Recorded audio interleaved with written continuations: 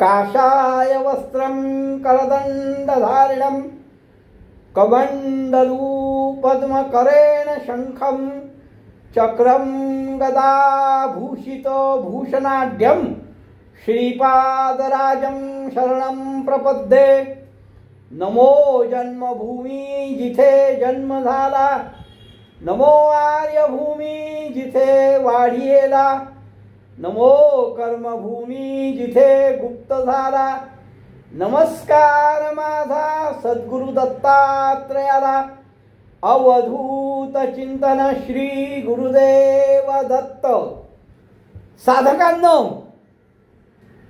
काल आपण बघितलं मंदार पर्वतावर भगवान शिवांची सभा बसली आहे। वामदेवानी त्या सभेचं वर्णन, भगवान शिवांचं वर्णन, भगवान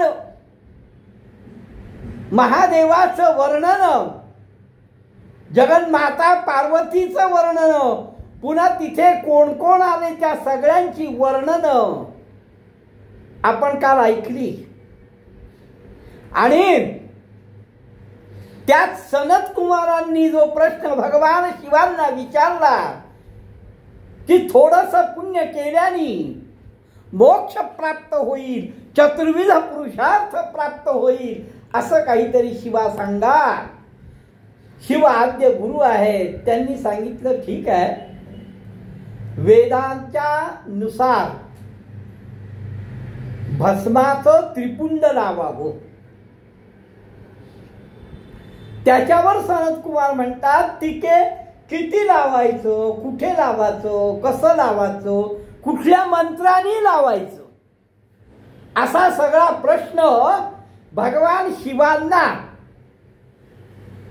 सनत कुमारांनी विचारलाय। आणि तेव्हा शिवांनी भस्माविषयी सांगायला सुरुवात केली। महादेव म्हणतात, ऐसी विनंती ऐकून सांगे शंकर विस्तारुण। शिव विस्तारून सांगतायत, गोमय गाईचं शेण, गोमय द्रव्य देवता अग्नी, म्हणजे गाईच्या गौऱ्यापासून त्या गाईंच्या गौऱ्याचं भस्म करणे परियेसा।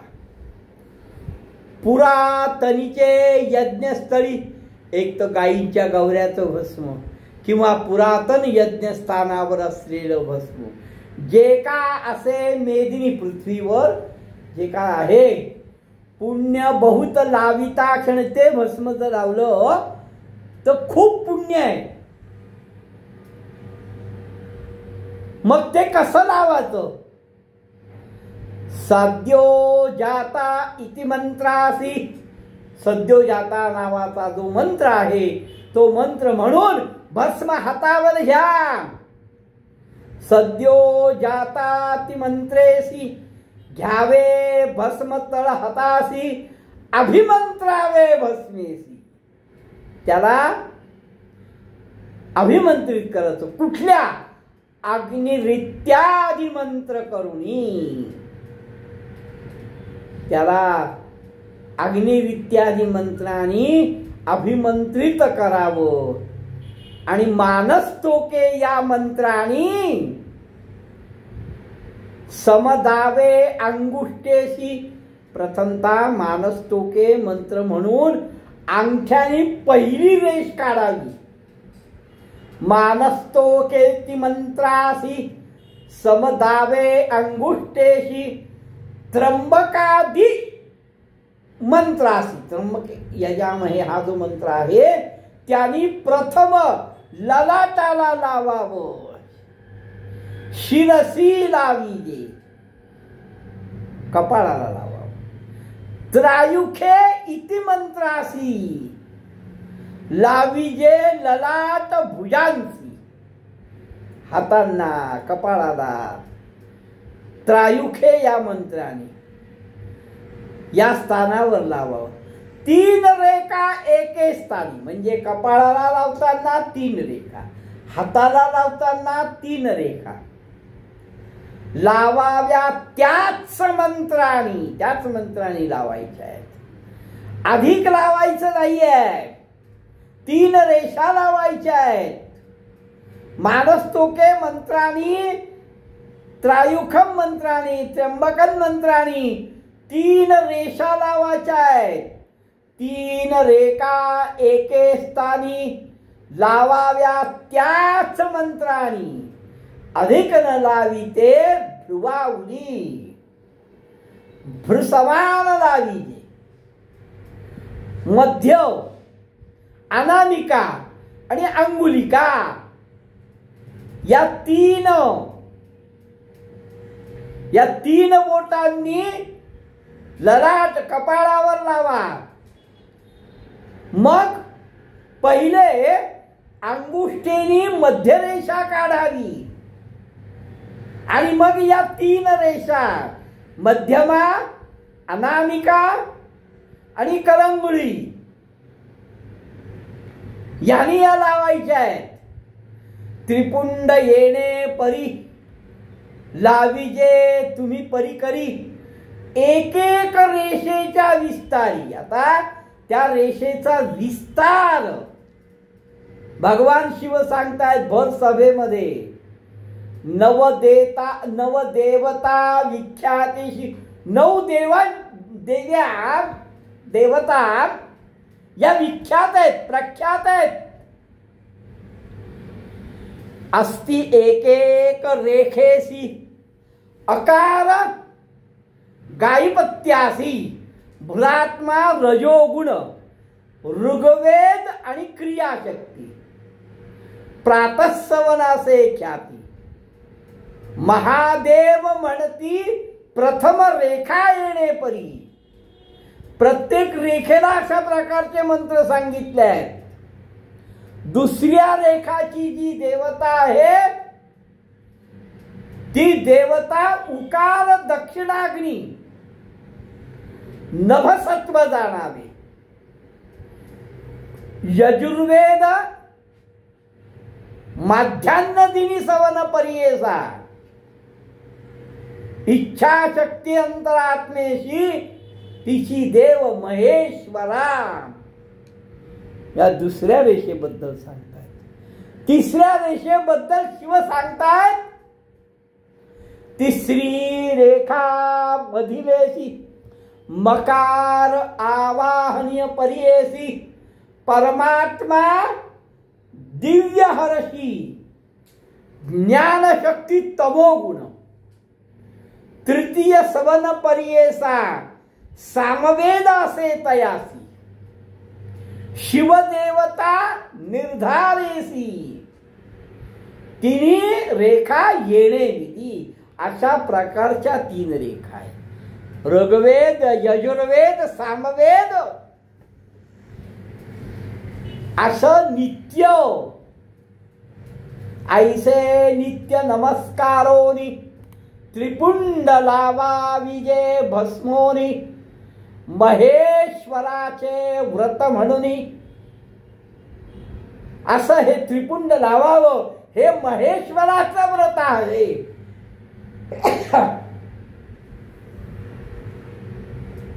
महेश्वराचं व्रत आहे असं वेदशास्त्र बोलतात. मुक्ती कामे जे लाविती, मुक्तीच्या कामाकरता जे लावतात त्यांना पुनरावृत्ती नाही. शिव सांगतायत जे मनी संकल्पिती, मनामध्ये तुम्ही जो काय संकल्प घ्याल त्यांना 4ही पुरुषार्थ प्राप्त होईल. शिवानी भस्म कुठल्या मंत्राने घ्यावं, कुठल्या मंत्राने कसं लावावं याविषयी सांगितलंय. शिव पुढे सांगतात ब्रह्मचारी गृहस्थाशी वानप्रस्थ यतीसी समस्ती लाविजे हर्षी भस्मांकित त्रिपुंड. हे यतीनी लावावं किंवा वानप्रस्थानी लावावं किंवा ब्रह्म असं नाही आहे. ब्रह्मचारी असो, गृहस्थी असो, वानप्रस्थी असो किंवा यती म्हणजे संन्यासी असो, सगळ्यांनी आनंदाने भस्म लावावं त्रिपुंड. आणि तो जरी महापापी असेल, महापापी असे आपण उपपातकी जरी जाण, महापातकी असेल उपपातकी असेल, त्यांनी भस्म लावल्याला तत्क्षण, भस्म लावल्या लावल्या पुण्यात्मा तो किती जरी महापातकी असेल उपपातकी असेल तरी त्यांनी अशा पद्धतीने त्रिपुंड लावलं तर तो पुण्यात्मा होतो. बर आता हे कोणी लावावं? ब्रह्मचारी, वानप्रस्थ, गृहस्थ, संन्यासी सगळ्यांनी. पुढे क्षत्रिय, वैश्य, शूद्र, श्रीवध्यासी, गोहत्यादी पातकासी, वीरहत्या आत्महत्येशी. बघा, क्षत्रियांची, वैश्याची, शूद्राची, स्त्रीची, गायीची अशी जर हत्या झाली असेल त्याचं पातक असेल, किंवा एखाद्या वीर पुरुषाची हत्या केली असेल किंवा आत्महत्या केली असेल, त्यावेळी जर भस्म लावलं असेल, फक्त इथे ब्रह्महत्येबद्दल बोलले नाही बरं का. वामदेवांनी सांगताना या सगळ्यांविषयी सांगितलंय. क्षत्रिय, वैश्य, शूद्र, स्त्रीवध्यासी, गोहत्यादी पातकासी, वीरहत्या आत्महत्येशी. एवढं जर काय पाप झालं असेल तर तो भस्म लावल्याने शुद्धात्मा होतो. शिव म्हणतात विधिपूर्वक मंत्रासी, विधिपूर्वक विधियुक्त जे लाविती भक्तीसी, विधिपूर्वक भक्तीने जे लावतात त्यांचा महिमा अपरंपार आहे. अहो, जे विधियुक्त समंत्रक लावतात ते देवतांना सुद्धा वंद्य आहेत. बघा, शिवानी कुठपर्यंत सांगितलंय, विधिपूर्वक मंत्रेसी जे लाविती भक्तीसी त्यांची महिमा. त्यांचा महिमा काय? तर वंद्य होय देवतांची. देवतांना सुद्धा ते वंद्य होतात. जरी येणे मंत्रासी, जरी नेणे मंत्रासी. आता काही जण म्हणतात आम्हाला मंत्र येत नाही, आम्हाला मंत्र माहित नाही. शिवानी भस्म लावण्याचे मंत्र दिले आहेत पण आम्हाला मंत्र येत नाही, भस्म लावण्याची माहिती नाही. मग त्याने लावावे भावशुद्धीसी. त्या भस्माविषयी त्याचा प्रचंड भाव असावा. जरी तुला मंत्र येत नसतील, तुम्हाला मंत्र माहित नसतील, पण तुमचा भाव त्या भस्माविषयी अपार असेल, शुद्ध असेल, तर त्याचाही महिमा अपार आहे. म्हणजे तुम्हाला मंत्र येत नाही म्हणून भस्म लावत नाही असं म्हणणं गैर आहे. मंत्र येत नसतील तरी तुमचा भाव शुद्ध असेल आणि तुम्ही लावलो शुद्ध भावानी, हे असंच आहे ते तसंच भस्म आहे, हे असंच, असा कुठलाही विचार मनामध्ये येता कामा नये. जरी नेणे मंत्रासी त्याने लाविजे भाव शुद्धीसी, त्याची महिमा आहे ऐसी एक चित्त परियेसा. आता शिव पुढे जाऊन फार महत्वाचं सांगतायत. काय म्हणतायत? परद्रव्य हर देखा, दुसऱ्याचं द्रव्य घेतला असेल. परस्त्री गमन ऐका, दुसऱ्याच्या स्त्री बरोबर संबंध ठेवला असेल. पापी परनिंदका, पापी असेल, दुसऱ्याची निंदा केली असेल. हे तिन्ही गोष्टी ज्यांनी केल्या असतील तर तो सुद्धा पुनीत होईल, या पापातनं मुक्त होईल, पुनीत होईल.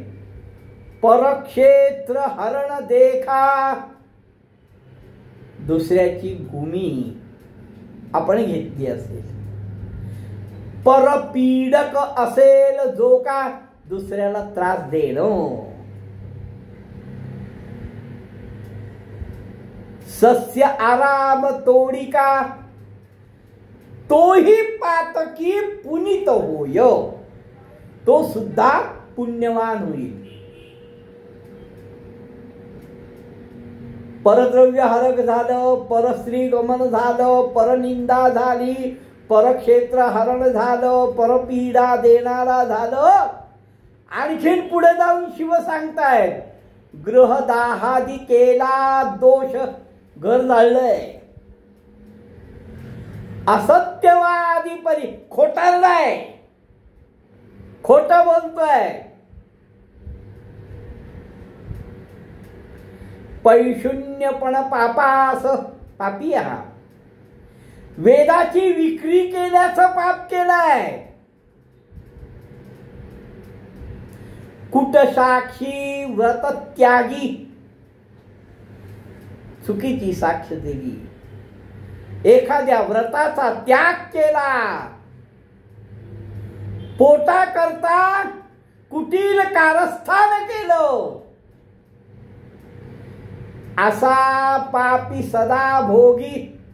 ही सगळी पाप जो नेहमी भोगतोय तो सुद्धा अशा पद्धतीचं भस्म लावल्याने पुनीत होईल, असं भगवान शिव सनत कुमाराला आणि ऋषींना सांगतायत. वामदेव त्या ब्रह्म राक्षसाला सांगतोय आणि सिद्ध नामधारकाला, म्हणजे नामधारक हे माध्यम ठेवून तुम्हाला आम्हाला सांगतोय, हे लक्षात घ्या.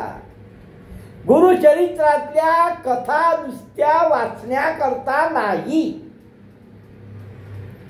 नुसत्या ऐकण्याकरता नाही, तर त्याच्यावर खरोखर मनपूर्वक श्रद्धा ठेवून त्या पद्धतीने आचरण केलं तर त्याची अनंत फळं आहेत. नुसतं पोथी वाचन नाही येते, हे लक्षात घ्या. काय सांगताय? ग्रहदाहादी केला दोष, असत्यवादी परियेस, पैशून्यपण पापास, वेद विक्रये पाप जाण, कुटसाक्षी व्रत त्यागी, कौटिल्य करी पोटा लागी. ऐसी पापे सदा भोगी, तोही पुनीत होई जाणार. बघा भस्म लावल्याने काय काय होत आहे. गायी, भूमी, हिरण्यदान, म्हैशी, तीळ, कम्मळदान, यापैकी कुठलं दान घेतलं असेल, गाय दान घेतली असेल, भूमी दान घेतला असेल, हिरण्य म्हणजे पैसा दान घेतला असेल, म्हैस दान घेतली असेल, तीळ दान घेतला असेल, कंबळ दान घेतला असेल, किंवा वस्त्रान्न घेतला असेल, कपडे किंवा जेवण, तो सुद्धा पुनीत होतो.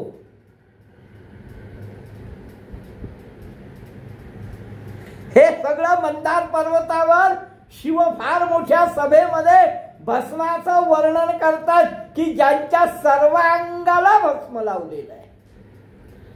दासी, वेश्या, भुजंगी, वृषल स्त्री, रजस्वला स्त्री यांच्या बरोबर जरी संग केला असेल तो दोष जो आहे तो सुद्धा पुनीत होतो, पापातून मुक्त होतो. कन्या, विधवा, अन्य स्त्रियांची घडला असेल संग जयासी, अनुतप्त पश्चाताप दग्ध झालाय की माझ्याकडनं ही चूक झाली आहे. परवाच्या ह्याच्यामध्ये महाराजांनी पश्चाताप दग्ध झाल्यानंतर काय काय होतं सांगितलंय, आपण ऐकलंय. इथे ज्याच्या हातून अशी काही कृत्य झाली आहेत पण त्यांना पश्चाताप झालाय की आपण चुकलो, अशांनी अनुतप्त होऊन परियेसा पश्चाताप दग्ध होऊन त्यांनी जर अशा प्रकारचं भस्म लावलं तर ते सुद्धा पुनीत होतील. रस, मांस, लवणाधिक यांचा काही विक्रय केला असेल तो सुद्धा भस्माच्या संपर्काने पुनीत होईल, त्रिपुंड लावल्याने पुनीत होईल. आता एवढं वरती दोष सांगितले तरी शिव पुढे जाऊन म्हणतात, कोणी जाणोनी अथवा अज्ञानता, मुद्दामून किंवा चुकीने, नजर चुकीने, अज्ञानाने जर असंख्य पाप घडली असतील, असंख्य पाप मुद्दामून किंवा अज्ञानाने असंख्य पाप घडली असतील, भस्म लावता पुनिता, भस्म लावल्याने तो पुण्यात्मा होईल. नाशी समस्त पापांशी, सगळ्या पापांचा नाश करणारं हे त्रिपुंड आहे, हे भस्मलेपन आहे असं शिव सांगतायत. शिव म्हणजे आद्य गुरु आहेत, गुरु आज्ञा आहे, लक्षात ठेवा. नाशी समस्त पापांची भस्म महिमा आहे ऐसी, शिव निंदक पापियासी न करी पुनीत परियेसा. एक प्रामुख्याने लक्षात घ्या की गुरुवाक्य प्रमाण गुरु आज्ञा हे बघा, शिव आद्य गुरु तो सनकादिक आणि सगळ्या ऋषींना सांगतोय, पण पुढे जाऊन वामदेव हा सुद्धा गुरु तो त्या ब्रह्मराक्षसाला सांगतोय. बर तिथेही नाही, पुढे बघा, सिद्ध हा गुरु तो नामधारकाला सांगतोय, म्हणजे ही गुरु आज्ञाच म्हणायला पाहिजे. पण ते म्हणतात जे शिवनिंदक असतील, हे बघ सगळ्या पापांचा नाश करणार भस्म महिमा आहे हे मान्य आहे, पण शिवनिंदक पापी अशी शिवाची निंदा करणारा पापी हा मात्र पुनीत होणार नाही.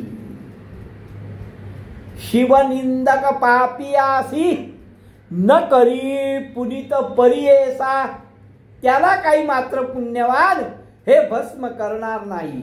शिवद्रव्य, शिवाचं द्रव्याचं अपहार केला असेल, शिवाचं द्रव्य घेतलं असेल, शिवभक्तांची निंदा केली असेल, त्याला निष्कृती नाही, तो पापा वेगळा होणार नाही. हे शिव सांगतायत, आद्य गुरु सांगतायत. शिवद्रव्य अपहारकासी निंदा करी शिवभक्तांसी न होय निवृत्त तयासी, पापा वेगळा नव्हे जाणा.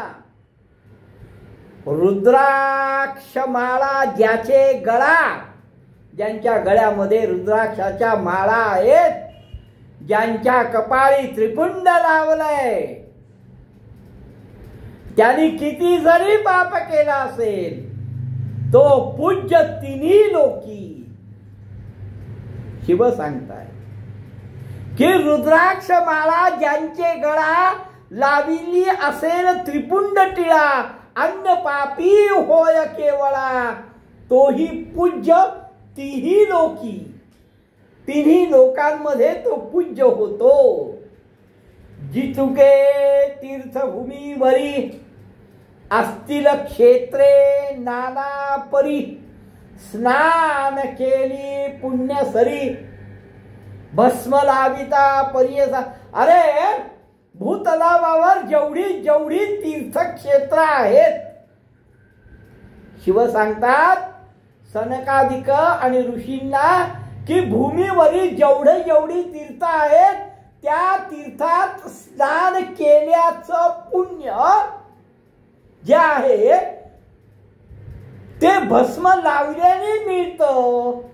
एवढं भस्माचं महत्व आहे. शिव अत्यंत महत्वाचा आता सांगतायत बघा. 7 कोटी मंत्र आहेत म्हणे.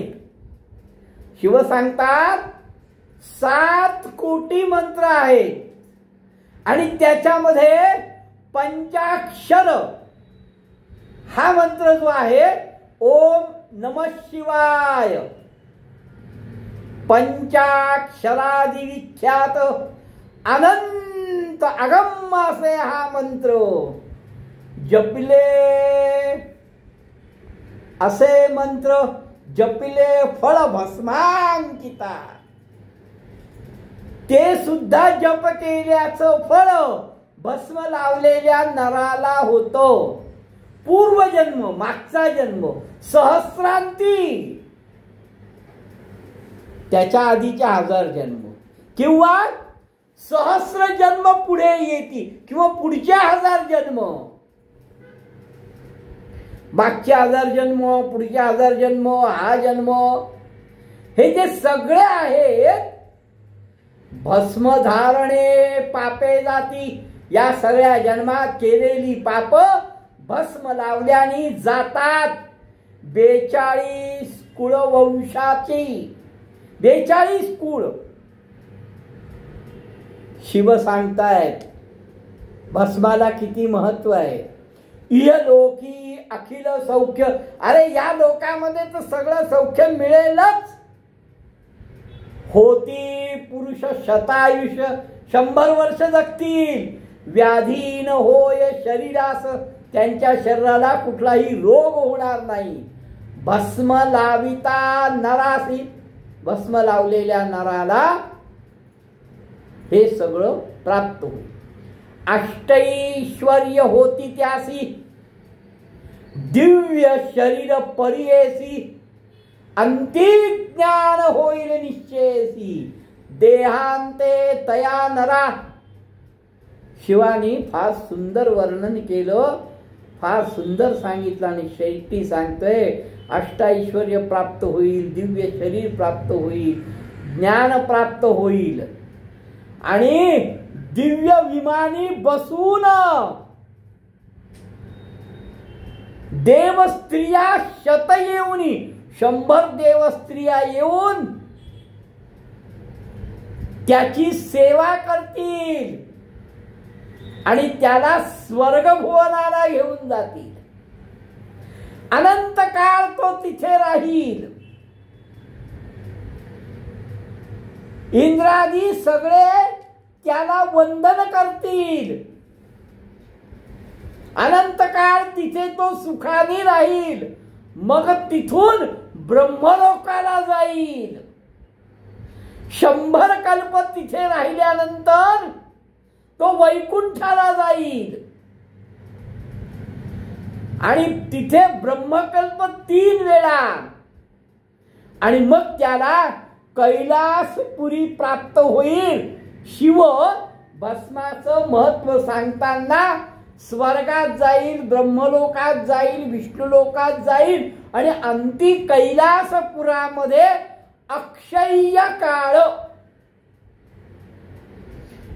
शिवसायुज्य होय त्यासी संदेह सोडून या मनातला हा संशय सोडून टाक आणि भक्तिपूर्वक त्रिपुंड लावा असं सनकादिकांना सगळ्यांना शिव सांगतायत. वेद शास्त्राती उपनिषदार्थ सार पाहिले मी अवलोकित. वेद शास्त्र उपनिषद या सगळ्यांचं मी सार बघितलं असं हे भस्म महात्मे सांगून ईश्वर कैलासाला निघून गेले. ऐसे त्रिपुंड महिमान सांगितले ईश्वरे विस्तारून लावा तुम्ही सकळ जन. ईश्वराने शेवटी सांगितले, शिवाने शेवटी सांगितले की बघावा मी हे सगळं सांगितलं काय होईल काय नाही, कसं लावायचं कसं नाही. तर ऋषी मुनी तुम्ही सगळे जण हे लावा हे सांगून गेला ईश्वर कैलासासी. ईश्वर कैलासाला निघून गेला. सनत कुमार महाहर्षी, सनत कुमाराला अतीन आनंद झालाय आणि ते गेले ब्रह्मलोकापुढे. वामदेव महामुनी हे सगळं वामदेव विस्तारपूर्वक ब्रह्म राक्षसाला सांगतोय. मग ब्रह्म राक्षस काय म्हणतो, पुढे काय घडतं, वामदेव काय सांगतो, ब्रह्मराक्षस काय म्हणतो हे आपण उद्या बघू. अवधूत चिंतन श्री गुरुदेव दत्त.